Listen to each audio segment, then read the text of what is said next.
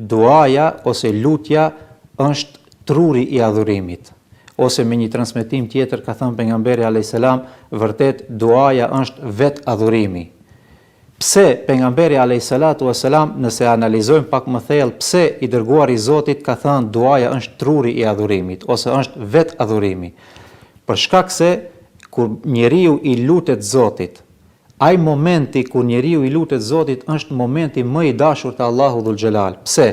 Për shkak se njeriu në atë moment kur ai ngrit duart edhe i lutet Zotit, ai tregon dy gjëra të rëndësishme. E para, tregon se sa madhështor është Zoti, dhe e dyta tregon se sa të vegjël jemi ne karshi Allahu dhul xhelal, dhe tregon se ne kemi nevojë për Zotin dhe jo Zoti për neve.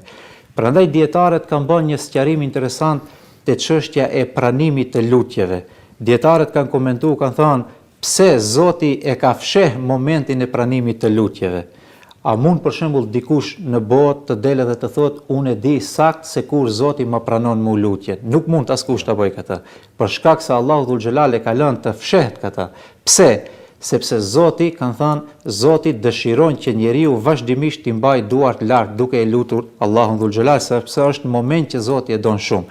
Sikur njeriu ta kishte ditë se kur Zoti ja ka pranuar lutjen, shumë pak do të ishte lut apo fare nuk do të ishte lut.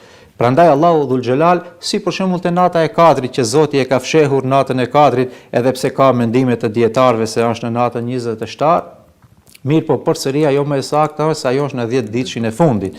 Dhe pse Zoti e ka lënë kështu? Për shkak që njerëzit më tepër të luten. Se sikur ta kishim ditë se sakt kur është nata e Kadrit, do të kishim bë ibadet vetëm atë natë, pastaj ne të tjera do të kishim lënë, domethënë do të kishim neglizhuar realisht.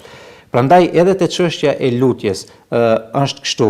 Allahu dhul xhelal e ka lënë të fshehtë pranimin e lutjes që besimtari çdo herë të lutet Allahut dhul xhelal.